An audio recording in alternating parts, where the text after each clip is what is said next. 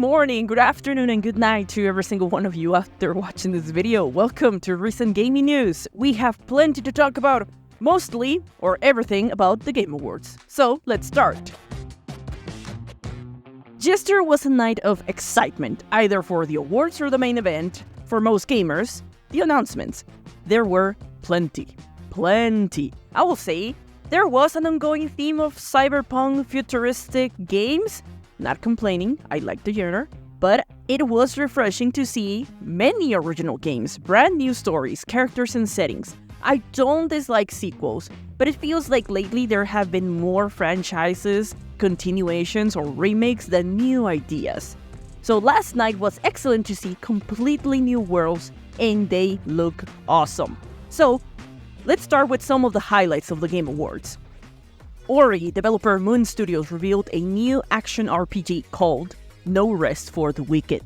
The game will be on early access early 2024. From the studio about the game, they said, No Rest for the Wicked introduces a handcrafted world, rich in details and with an inimitable painting art style. Players explore an intricate and vast island called Isola Sacra that allows them to experience Berkeley in a way that isn't much in other ARPGs, with spelunky depths of crypts, lush forest, and treacherous mountain passes. Each location is home to complex protagonists with their own problems, hidden treasures, ferocious creatures, and secrets to discover. Now, Moon Studios is pushing their creativity in all aspects of the game. It looks gorgeous, and the combat seems like it will be brutal and precise. In general, the game looks like the rest of the studio's knowledge from previous game is concentrated in this one single game. They are trying new things, new perspectives, new ways of playing, but still keeping the essence from their previous experiments, while also trying to bring in the new gameplay elements. It's exciting. Now, another one that I want to highlight is from No Man's Sky's developer, Hello Games.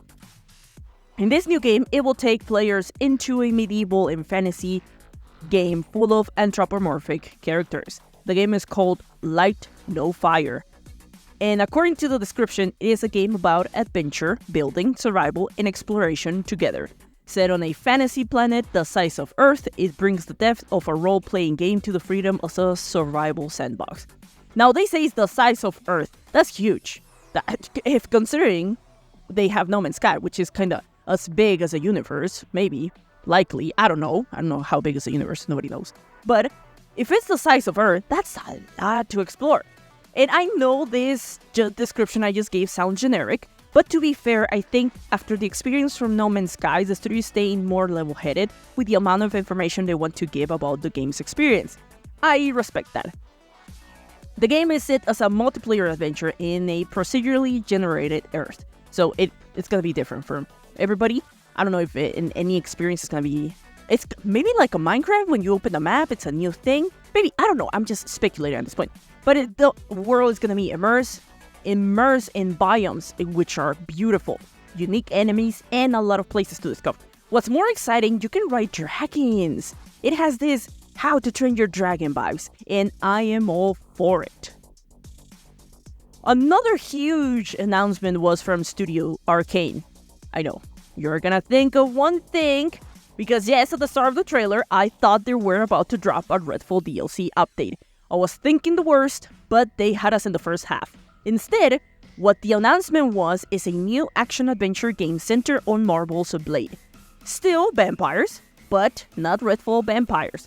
The developers say the game will be a mature single-player game on the story of Blade from the comics, which is expected considering the original source material is and can be for mature audiences. Fans are expectant to not get a watered-down version of the character and instead see him in all his glory. We don't know details of how combat or gameplay is gonna work. The trailer was just a cinematic, but enough to bring in the hype.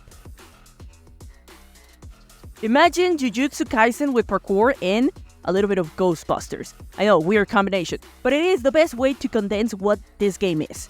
Kemuri is the new game from former Ghostwire Tokyo creative director Ikumi Nakamura.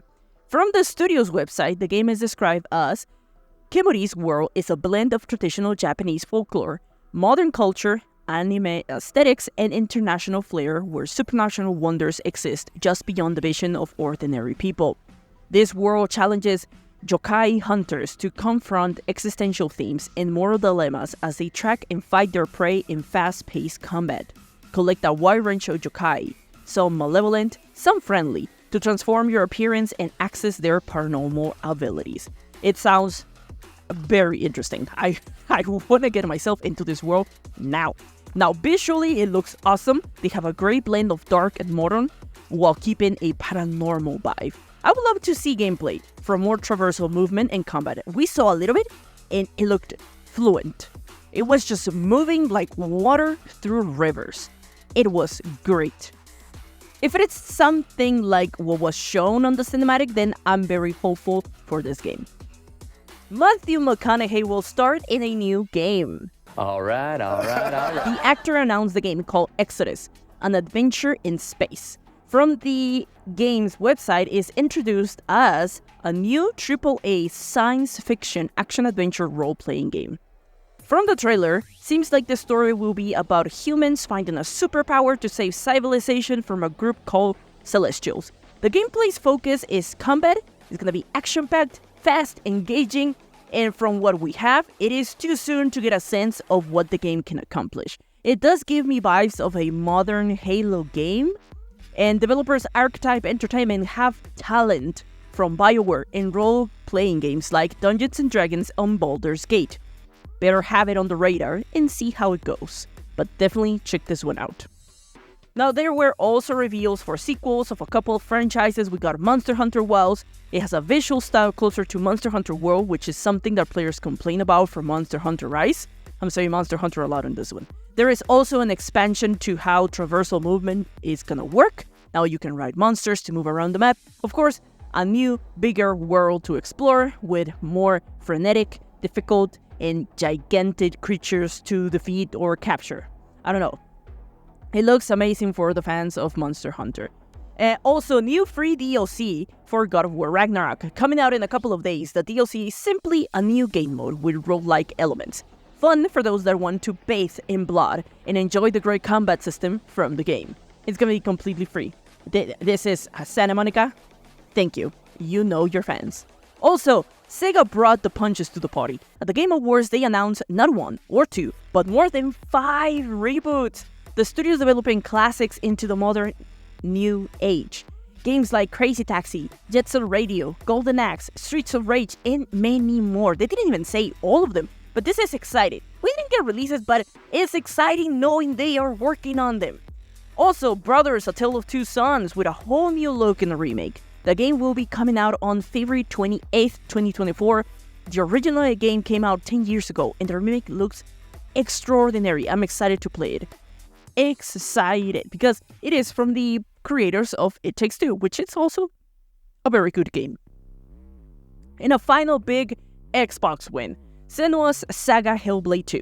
It looks spectacular, not something to my taste, but a clear must-play for fans of this type and style of game, especially if the first game was enjoyed. The trailer showed great features from a game created with the Unreal Engine. Graphically, it looks immaculate, like a picture of reality. Might be exaggerated, but the footage shows it. Now, the game is going to be releasing on 2024. We don't know an exact date, but it's going to be next year. Now, there were a lot of announcements, and I can keep going because there were plenty more, but it's going to be too long of a video. I liked these ones that I mentioned more than the others.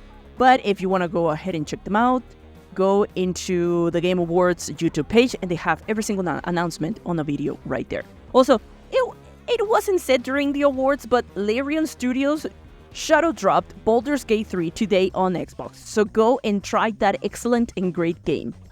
But that's all for this episode. What are your thoughts on this gaming news? Let me know in the comment section. Which is your favorite announcement? I'm the Honey Badger, and I love to talk about everything gaming from news to games. If you liked the video, remember to leave a like and share. It really helps. Don't forget to subscribe. See you in the next video. Keep on gaming.